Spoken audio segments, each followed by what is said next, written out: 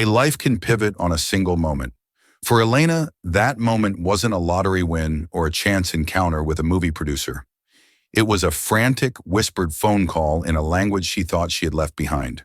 In the gilded cage of London's most exclusive restaurant, surrounded by people who spent more on wine than she earned in a month, she answered a call in Russian. She had no idea that one of the city's most powerful men was listening to every desperate word.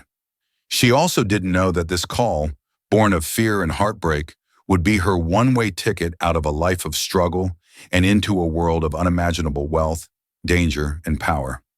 What he heard in her voice that night would lead to her boarding a private jet just 24 hours later, leaving her old life behind forever. This is the story of how a simple waitress became an indispensable asset to a billionaire. The air in L'Étoile d'Or, Mayfair, was thick with the scent of money. It smelled of truffle oil, vintage Bordeaux, and the delicate, expensive perfumes of women who had never known a moment of hardship. For Elena Petrova, it smelled of pressure. For 2 years, this Michelin-starred restaurant had been her world, a universe of polished silver, starched linen, and the quiet, demanding hum of London's elite. At 26, Elena wore her waitress uniform like armor. The crisp black dress, the pristine white apron. They were a costume that hid the frayed edges of her real life. They hid the fact that her degree in comparative literature from the University of Latvia was gathering dust, that her English, though perfect, was her third language, and that every single penny she earned, every punishing double shift she worked, was sent back home to Riga for her younger sister Anya. Anya was the sun around which Elena's dark world orbited, and Anya's sun was fading. A plastic anemia, the doctors had said, a cruel, vicious disease where the body turns on itself. The treatments were experimental, ruinously expensive, and available only at a specialized clinic in Switzerland. The cost was a number so astronomical it felt like a joke, £250,000 sterling. It might as well have been $1 billion. Elena was saving scraps, trying to fill an ocean with a thimble. Tonight was a Tuesday, typically a slower evening, but L'Étoile d'Or knew no such thing. Every table was filled. Her section was particularly demanding, including a table of boisterous city traders celebrating a merger and a quiet, unnervingly intense man dining alone in the corner booth. She knew of him, of course, Julian Croft. Anyone who read the Financial Times or followed the tech world knew the name. A self-made billionaire before 30, Croft had built his empire, Helios Dynamics, on predictive data analytics and AI-driven logistics. He was notoriously private, rarely photographed, and known for a mind that moved like lightning and a demeanor as cold as a server farm. He sat with an unassuming glass of water, his dark tailored suit a stark contrast to the flashier brands around him. He wasn't looking at his phone. He was simply watching, observing. His gaze seemed to miss nothing, and Elena felt it on her as she moved, a weight of silent assessment. She delivered a bottle of Chateau Margaux 1982 to the traders, a wine that cost more than her apartment's annual rent. As she poured with a steady hand, her phone, tucked deep in her apron pocket, vibrated against her hip. A single, sharp buzz, the emergency signal from her aunt in Riga. Her heart hammered against her ribs. It could only mean one thing. Anya. "Excuse me," she murmured to the table, her voice a calm, professional veneer over a screaming abyss of panic. She walked swiftly, not running, towards the staff corridor near the kitchens, the clatter of pans and the shouting of chefs, a muffled roar. She fumbled for the phone, her hands shaking. The corner booth where Julian Croft sat gave him a clear, unobtrusive view of that corridor's entrance. He saw the waitress, the one with the sad, intelligent eyes, slip away, her composure cracking, just for a second. His curiosity, the engine of his entire fortune, was piqued. Elena pressed the phone to her ear. "Tetya Irina?" she whispered, her back against the cool wall, the smell of garlic and old grease filling her nostrils. Her aunt's voice was a torrent of panicked Russian. "Lena, it's bad. The doctors, her platelet count has crashed. They're talking about an emergency transfusion, but they said it's a stopgap. They said if we can't get her to the Hirslanden clinic in Zurich soon, they don't know. They use the word weeks, Lena, not months." The floor seemed to drop away. Weeks. The word was a death sentence. Elena's own breath hitched, a strangled sob catching in her throat. She switched to Russian, the language of her heart, her fear, her childhood. The words flowed out of her, rapid fire, desperate and raw. How much do we need? Tell me the exact figure now. Her aunt sobbed the number, the down payment for the clinic, the cost of the medical transport. It was £50,000 just to get started. An impossible, soul-crushing sum. Elena insisted, her voice thick with unshed tears. I will find it. I don't know how, but I will find it. Just keep her safe. Tell her I love her. Tell her to fight. She ended the call, leaning her head back against the wall, her knuckles white as she gripped the phone. The sounds of the restaurant faded into a dull roar. In that moment, she was no longer in Mayfair. She was in a sterile hospital room thousands of miles away, holding her sister's hand. She took a deep, shuddering breath, forcing the mask of the professional waitress back onto her face.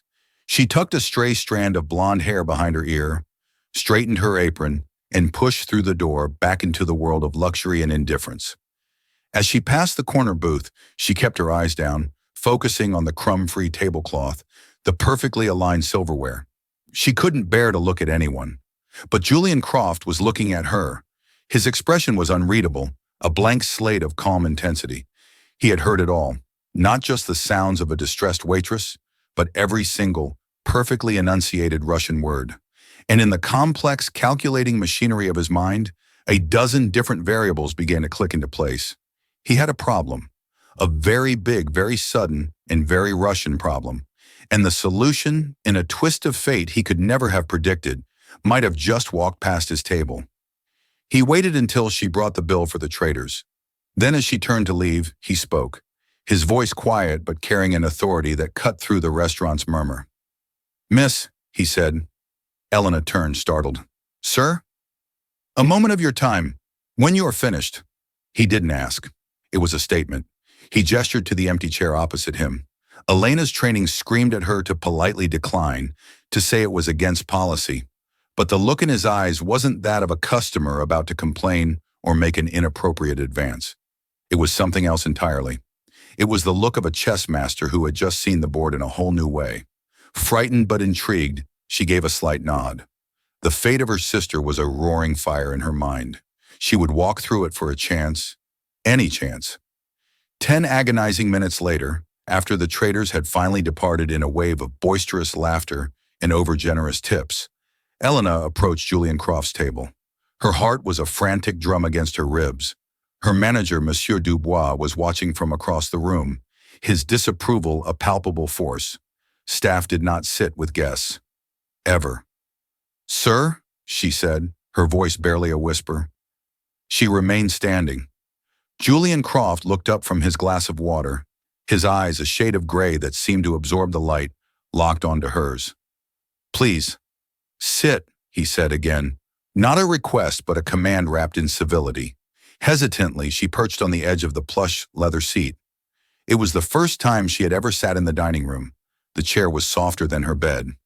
You speak Russian, he stated. It wasn't a question. Elena's blood ran cold. He had heard. A flush of shame and fear crept up her neck.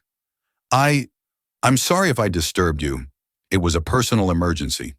Your fluency is exceptional, he continued, ignoring her apology. Your accent is near native, but with a slight Baltic intonation. Riga, perhaps? She stared at him, speechless. He hadn't just heard. He had analyzed. Your name is Elena Petrova, he went on, his voice low and even. You have worked here for 2 years and 3 months. You have never missed a shift. You hold a degree in comparative literature from the University of Latvia. Your younger sister, Anya, is currently in treatment for aplastic anemia at Riga Stratton's University Hospital. Every word was a hammer blow.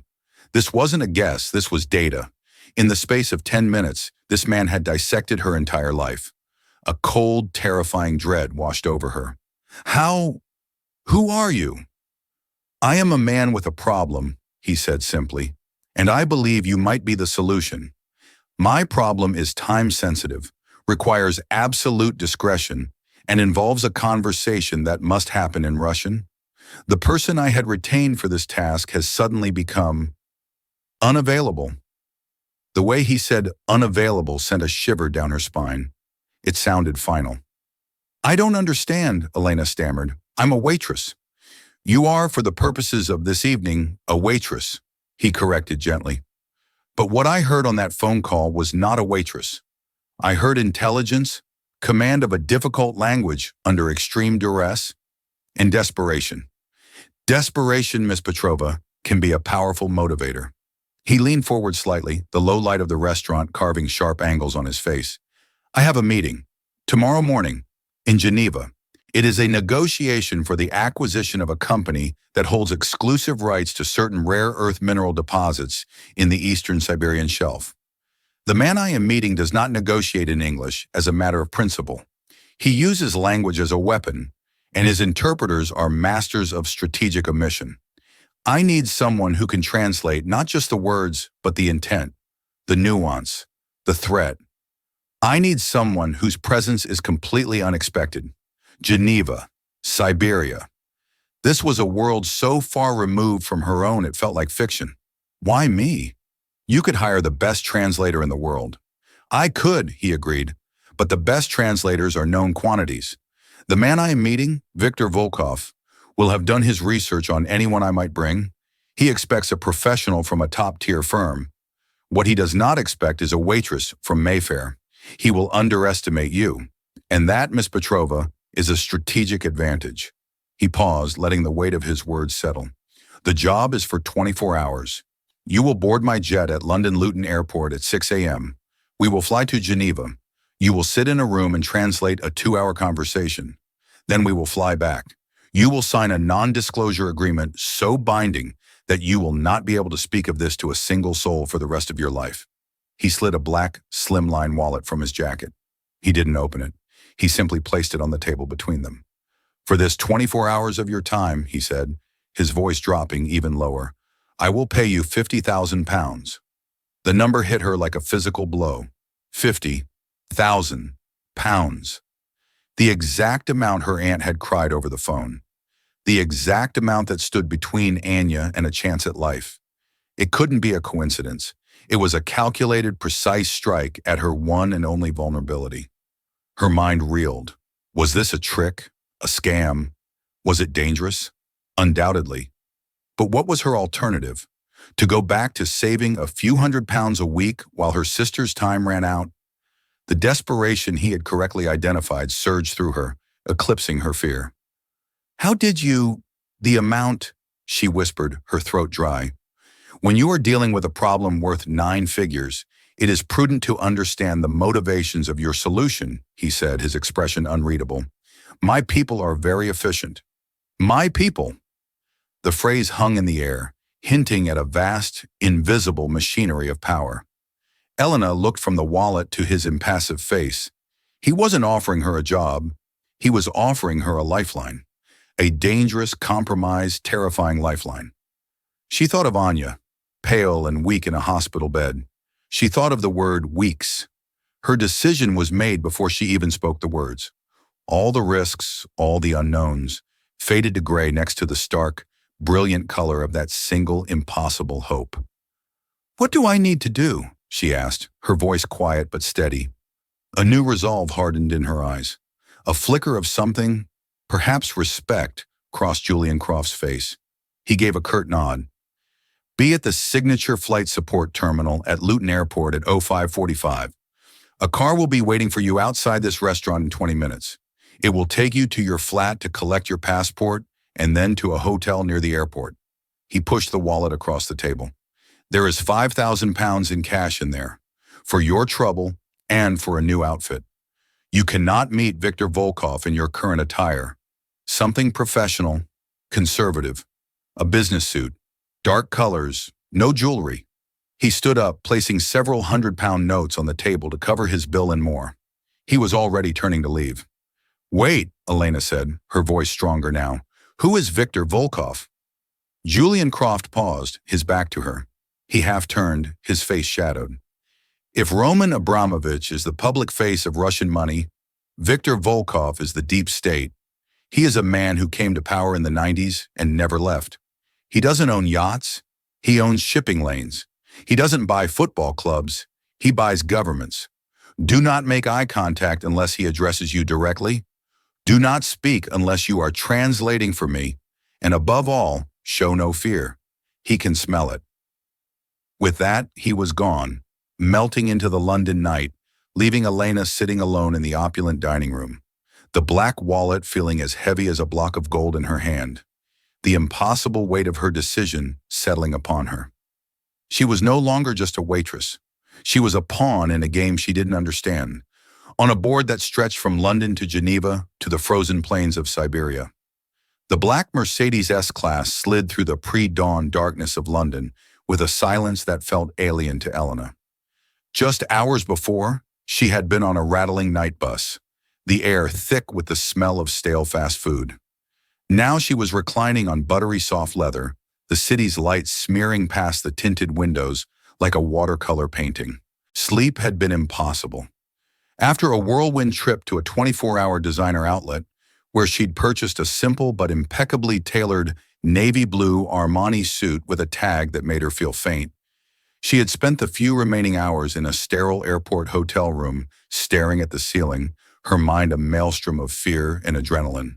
The car bypassed the sprawling main terminals of Luton Airport, heading for a discreet private entrance marked Signature Flight Support. This was the world of the 1%, a place of quiet efficiency where there were no lines, no security theater, no crying babies. A polite attendant took her single small bag, and she was ushered into a serene lounge with plush sofas and a silent television screen, displaying global market data. At precisely Euro 6 Rouse, Julian Croft entered.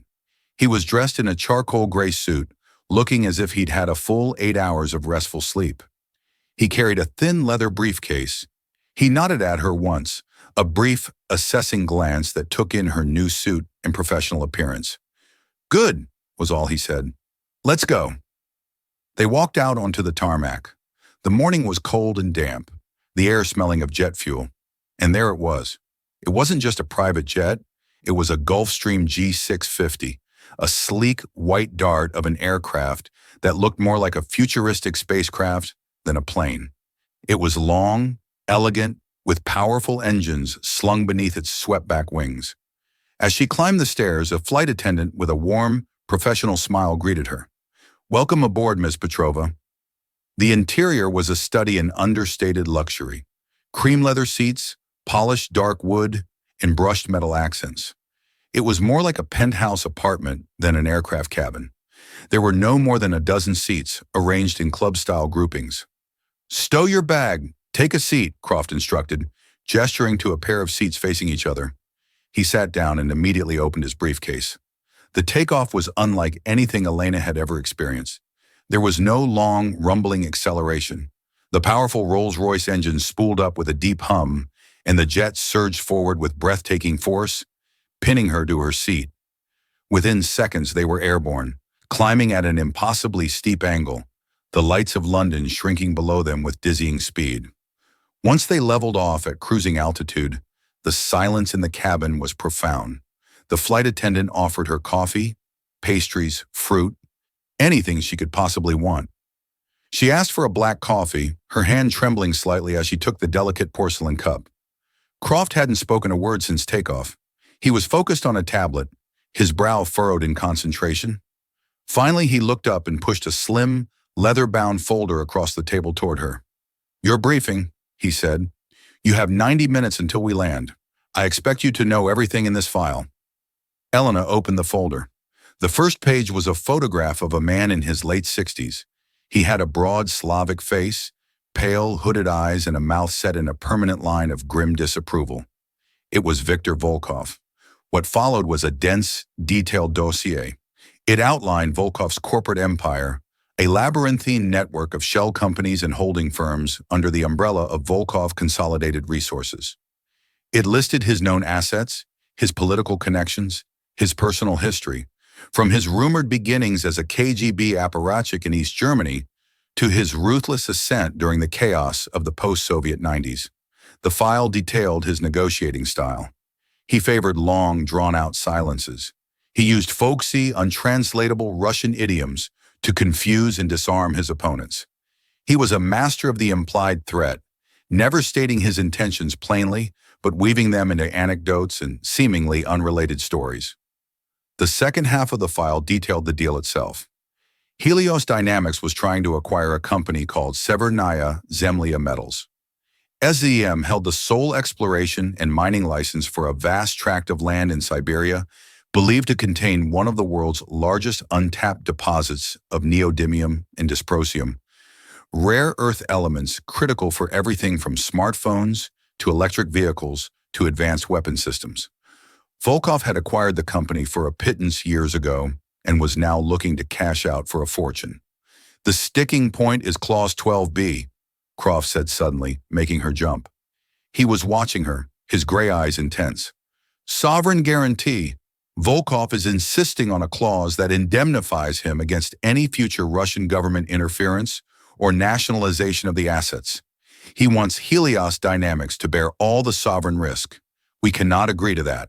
It's corporate suicide. My goal is to remove or amend that clause.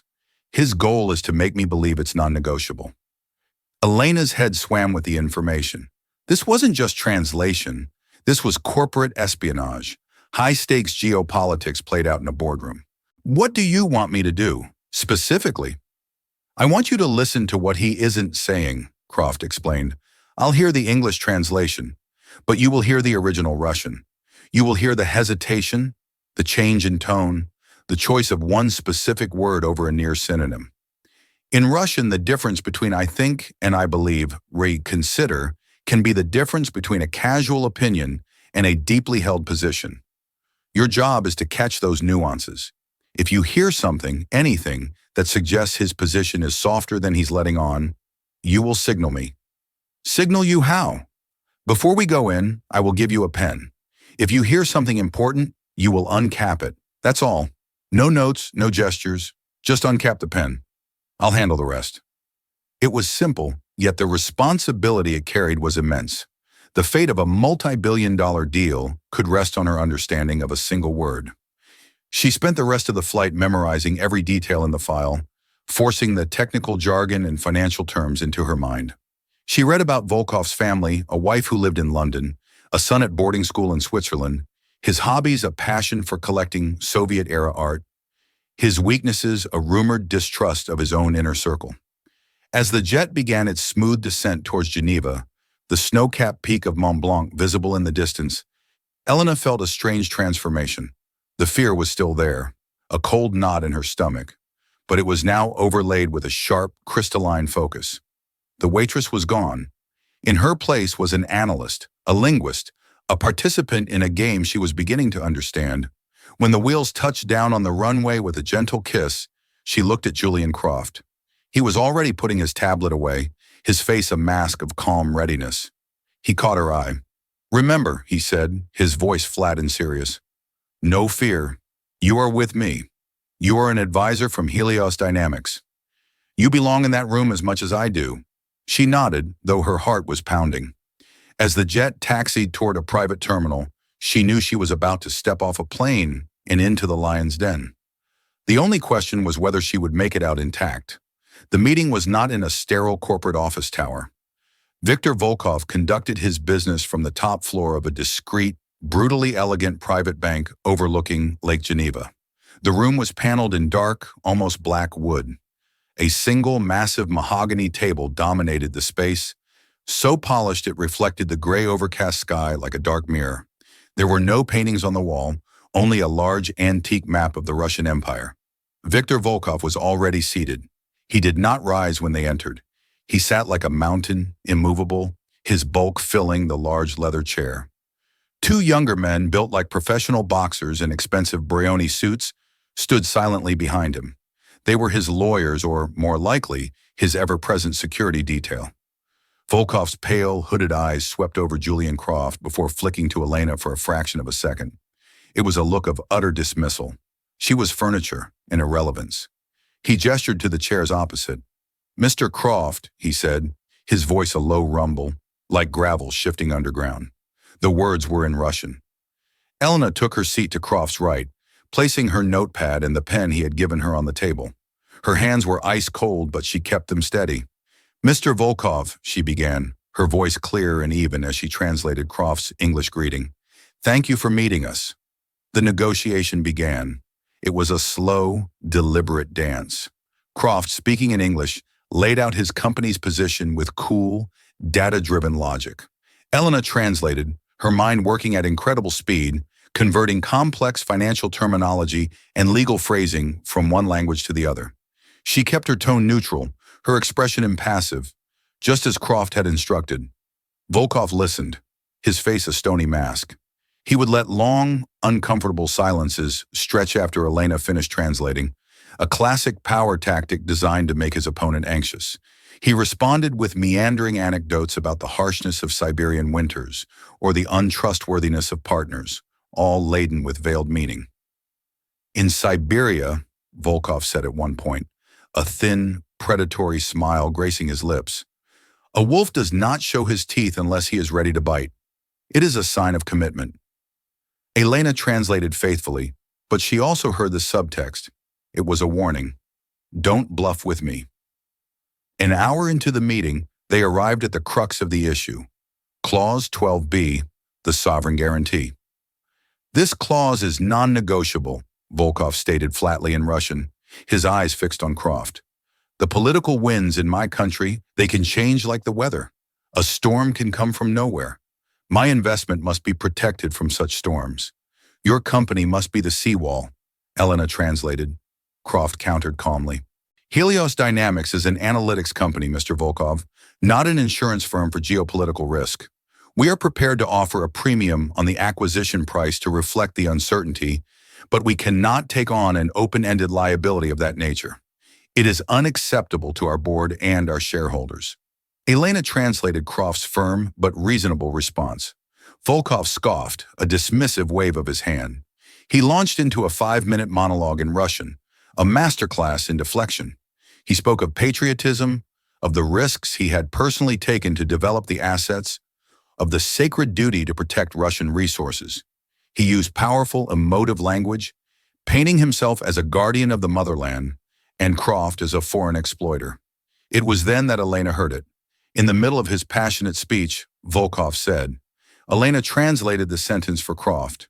For me, this condition appears to be a matter of principle. But her mind snagged on one word, predstavляется. It was a subtle, almost subconscious choice. A more direct, unyielding speaker would have used является, which means is a matter of principle.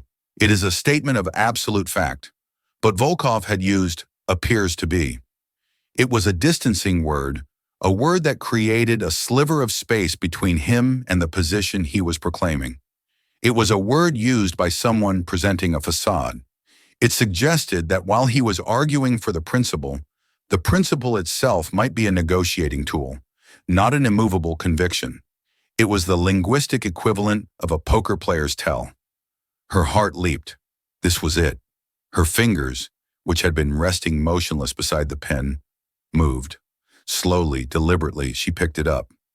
With a tiny, almost inaudible click, she uncapped it and placed the cap neatly beside the pen's body on the notepad.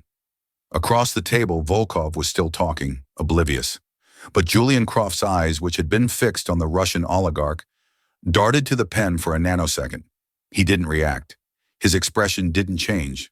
But Elena knew he had seen. He waited for Volkov to finish his tirade. He let the silence hang in the room for a moment. Then, instead of arguing against the point of principle, he completely changed tack. Mr. Volkov, Croft said, his voice calm. Elena translated. Let's set aside Clause 12b for a moment. Let's talk about the payment structure. One of Volkov's men behind him shifted his weight. Volkov himself blinked, a flicker of surprise in his hooded eyes. He had expected a counter-argument, a fight. He had not expected his opponent to simply concede the point and move on. It threw him off his rhythm. Croft continued, laying out a new proposal.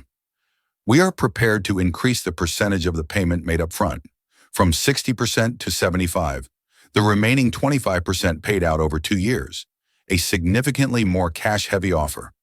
In return for this gesture of goodwill, we would ask for a minor revision of the language in 12b, not its removal, just a revision to something more collaborative.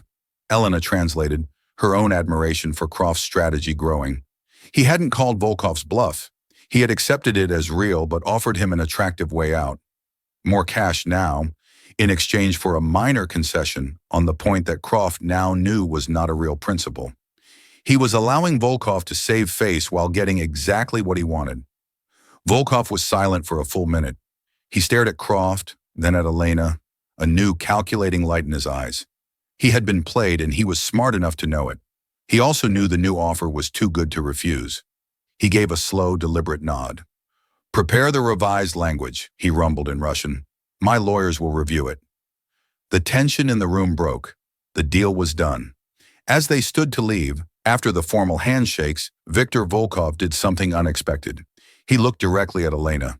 For the first time, he spoke to her not as an interpreter, but as a person. "You are not just a translator," he said, his voice low. His eyes were sharp, analytical. He looked at her simple, elegant suit, her calm demeanor. "Where did Mr. Croft find you?" Before Elena could respond, Croft stepped in smoothly. "Ms. Petrova is one of my most trusted advisors." Volkov's lips curved into that same predator's smile. He gave a slight nod, a gesture of grudging respect for a worthy opponent.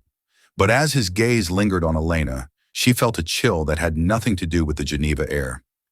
It was a look of cold, acquisitive appraisal, as if he were cataloging her, filing her away for future reference. It was a look that made her feel like a piece on the board that had suddenly become far more interesting and far more valuable. The flight back from Geneva was a world away from the tense, focused journey out. The moment the Gulfstream's wheels left the Swiss runway, the atmosphere in the cabin shifted. Julian Croft, who had been a monolith of concentration, loosened his tie and accepted a glass of Macallan 25 from the flight attendant. He raised the glass in a silent toast to Elena. "You did well," he said. The praise coming from him felt more significant than any bonus. "That signal was perfect. You saved this company over $100 million in potential liability today. Probably more." Elena felt a surge of pride, but it was quickly tempered by the unsettling memory of Volkov's final look. What he said to me, "You are not just a translator." It felt like he was marking you? Croft finished her sentence. He was. Viktor Volkov didn't get where he is by being unobservant. He knew you did something. He just doesn't know what. Don't worry. His world and yours will not intersect again. There was a finality in his tone that should have been reassuring, but it wasn't. A question had been nagging at the back of her mind since London. "Mr. Croft," she began, choosing her words carefully, "your original translator, the one who became unavailable. What happened to him?" Croft swirled the amber liquid in his glass, watching the light play through it. He was silent for a long moment. "His name was Peter Jennings, one of the best interpreters in the business. Yesterday morning, my security team received credible intelligence that Jennings had been compromised. Volkov's people had gotten to him. They found his weakness, gambling debts, and they bought him. He was supposed to subtly mistranslate key phrases to give Volkov an edge, to make me think Klaus 12b was Volkov's line in the sand when it was merely an opening gambit." Elena felt a sickening lurch in her stomach. "So you knew? You knew he was going to use that tactic?" "I knew he would try something. I didn't know the specifics," Croft admitted, "which is why I couldn't simply hire another known translator from a top firm. Volkov would have assumed they were my replacement for Jennings and would have been on his guard. I needed a ghost, someone with no profile, no history in this world, someone completely off his radar." The pieces began to click into place, forming a picture that was far more complex and terrifying than she had imagined. Her chance encounter wasn't chance at all. "The restaurant," she said, her voice barely a whisper. "You dining alone on a Tuesday, that wasn't random, was it?" Croft finally met her gaze. His gray eyes were clear, holding no apology. "No, it wasn't.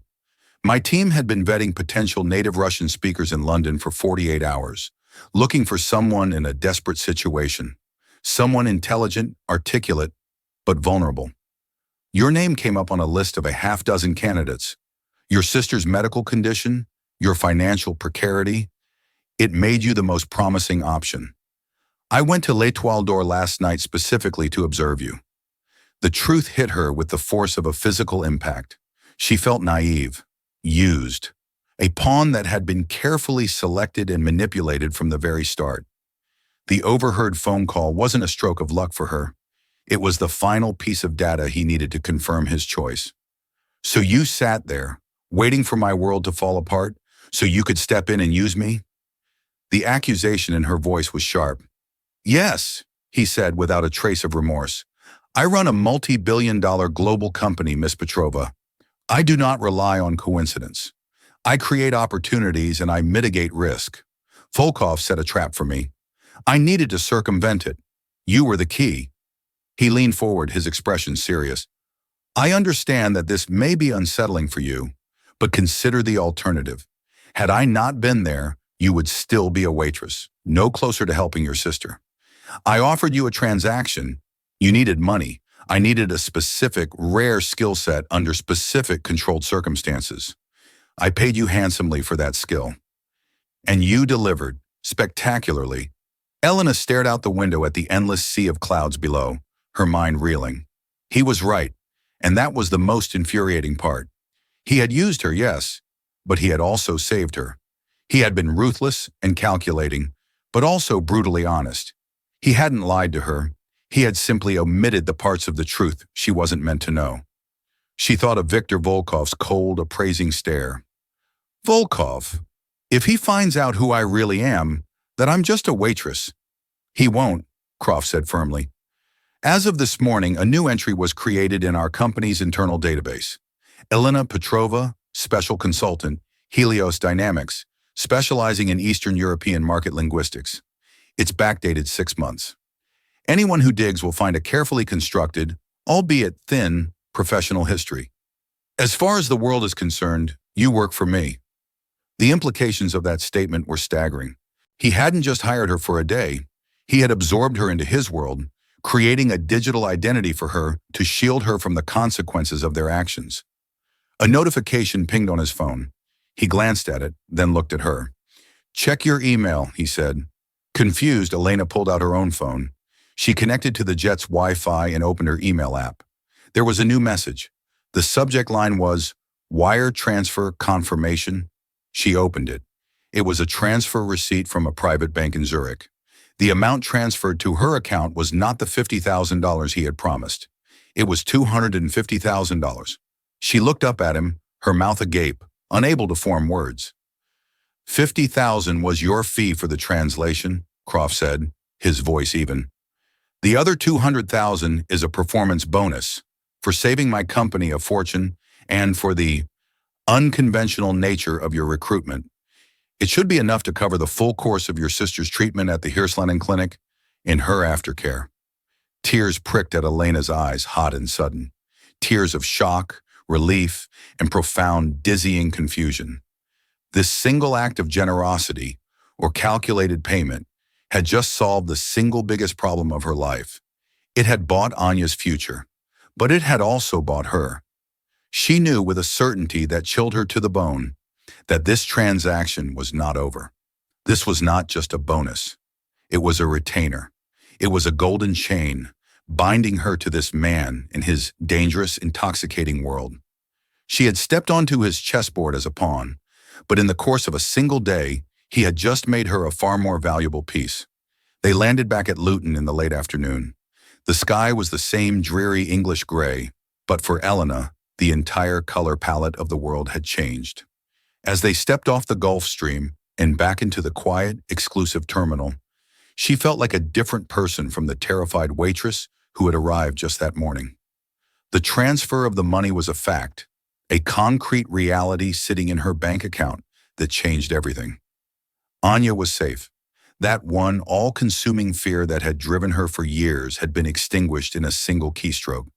In its place was a vacuum, filled now with a host of new, complex emotions. Gratitude, resentment, awe, and a deep, unsettling apprehension. In the back of the silent Mercedes, driving back towards the heart of London, Croft was on a call, speaking in clipped, precise German, managing some other crisis in some other corner of his empire. Elena watched the familiar, rain-slicked streets go by, but they looked alien to her now.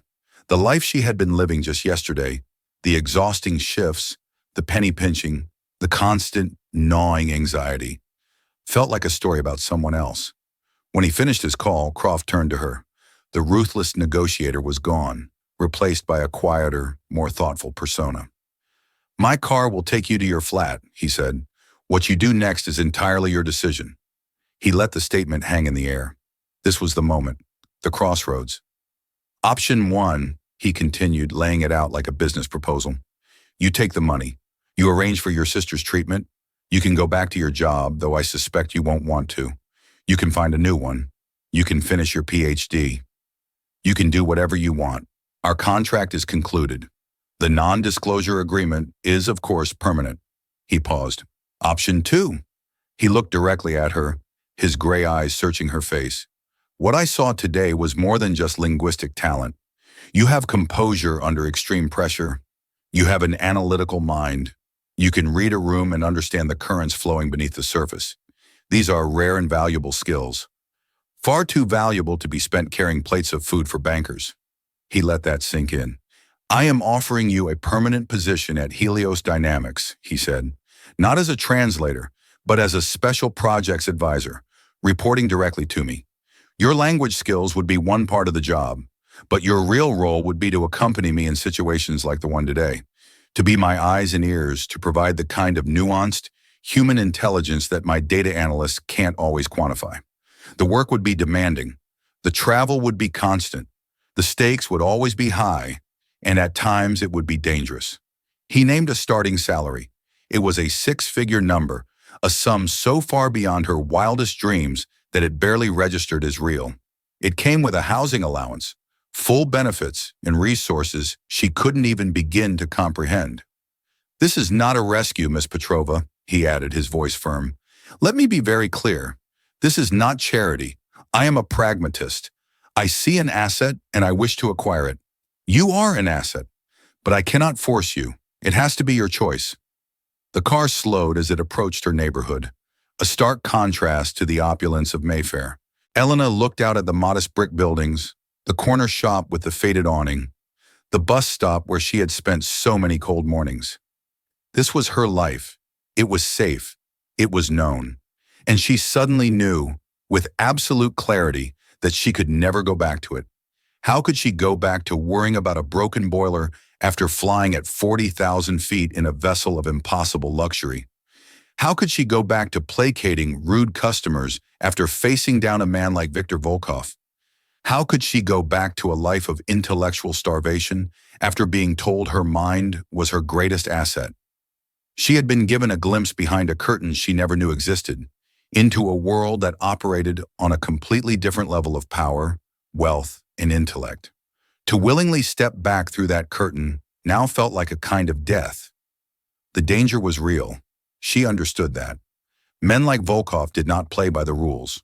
The world Julian Croft inhabited was a shark tank, and she was a minnow. But hadn't her old life also been dangerous? A danger of poverty, of helplessness, of watching a loved one fade away because of a lack of funds? It was a slow, grinding danger, but it was just as lethal. The choice wasn't between safety and danger. It was between two different kinds of prisons. One was a cage of circumstance, small and familiar. The other was a gilded cage, vast and perilous, but with a view of the entire world. She turned from the window and met Julian Croft's gaze. The waitress was gone forever. The fear was gone. In its place was a cold, hard resolve she didn't know she possessed. "When do I start?" she asked. A slow, satisfied smile, the first genuine smile she had ever seen from him, touched Julian Croft's lips. "You already have," he said. "Pack a bag, a bigger one this time. You have a 9 a.m. flight to New York tomorrow. There's a hostile takeover bid for a biotech firm we need to discuss. The background file will be sent to your new encrypted phone within the hour." The car didn't stop at her flat. It continued on, leaving her old life behind in the rearview mirror, a blur of rain-streaked streets and forgotten worries. Elena didn't look back. She was looking forward, into a future that was as terrifying as it was brilliant, a future she was now choosing to embrace with her eyes wide open. The transaction was complete. The waitress had been bought, but the woman had just been set free. 6 months later, the view from the penthouse suite of the St. Regis in Aspen was breathtaking. Snow-covered peaks clawed at a brilliant, impossibly blue sky. The air was crisp and clean. Down below, the world's financial and political elite were gathered for a highly exclusive winter economic summit. Elena Petrova stood by the floor-to-ceiling window, not admiring the view but observing the patterns of the black SUVs arriving at the hotel entrance below. She was no longer in a simple navy suit. She wore a tailored cashmere dress in a deep charcoal gray, a Patek Philippe watch with a discreet leather strap on her wrist, a signing bonus from Julian. Her hair was styled, her demeanor composed, her eyes sharp and analytical. The transformation was total. The past 6 months had been a relentless, vertical learning curve. New York, Tokyo, Dubai, Hong Kong, Berlin. She had lived out of a suitcase, her body clock permanently confused, her mind constantly absorbing new information. She had learned about leveraged buyouts, quantum computing, and petrochemical supply chains. She had sat in on board meetings, providing silent analysis on the body language of Japanese executives and decoding the cultural subtext of a Saudi prince's offer. Her Russian was still a primary tool. She had handled negotiations for software licensing in Moscow and smoothed over a diplomatic incident with a Kazakhstani energy minister in Nur Sultan. But her role had become so much more. Julian had been right. Her true value was her intuition, her ability to see the human element behind the balance sheets. She had become his shadow, his confidant, his early warning system. Anya was thriving. She was in full remission, living with their aunt in a beautiful, quiet apartment on the shores of Lake Zurich, a short drive from the clinic where she had her checkups. Elena visited every few weeks, the Gulf Stream diverting its course for her. In those moments, holding her healthy sister's hand, Elena knew she had made the right choice. She had not only saved Anya's life, she had given her entire family a future free from the crushing weight of poverty. "They're here," she said without turning around. Julian Croft emerged from the suite's office, nodding a dark silk tie. "How does he look?" "Confident," Elena replied. "Chen is walking with a swagger. The American senators with him look pleased. The deal is going down tonight at the gala." The deal was a proposed Sino-American partnership on AI regulation that Helios Dynamics had been secretly lobbying against for months. It would lock them out of key markets. Their opponent was the brilliant and ruthless Chinese tech magnate, Li Chen. "Our window is closing," Julian said, coming to stand beside her. "I've tried logic, data, and financial incentives. The senators are mesmerized by Chen's talk of global harmony." "That's because you've been fighting him on your terms," Elena said quietly. "You need to fight him on his. Chen isn't selling them a business proposal. He's selling them a legacy, a story. You've been giving them numbers. He's been giving them a vision." Julian looked at her, his respect for her insights now a given in their relationship. It was a partnership, forged in the crucible of high-stakes capitalism. "So what's our story?" Elena finally turned from the window, a thoughtful, strategic light in her eyes. "Our story isn't about blocking China. It's about empowering America. It's not about fear. It's about potential. You need to stop talking about risk and start talking about revolution. You need to announce the Helios Educational Foundation tonight. Pledge $1 billion to fund AI literacy programs in every state university in the country. You don't just counter his narrative. You create a bigger, better, more patriotic one. You make them the heroes who brought a tech revolution home." Julian was silent for a moment, the gears in his mind turning at incredible speed. Then a slow smile spread across his face. "That's brilliant," he said. "It's audacious, it's expensive, but it's brilliant." He looked at her, at the woman who stood before him, poised, powerful, and utterly indispensable. He saw the flicker of the scared waitress she had once been, but it was now just a distant echo, a foundation stone for the formidable advisor she had become. "How did I ever manage without you, Miss Petrova?" he asked, the question rhetorical, but the sentiment entirely genuine. Elena allowed herself a small, confident smile. "You managed, Mr. Croft," she said, "but now we win."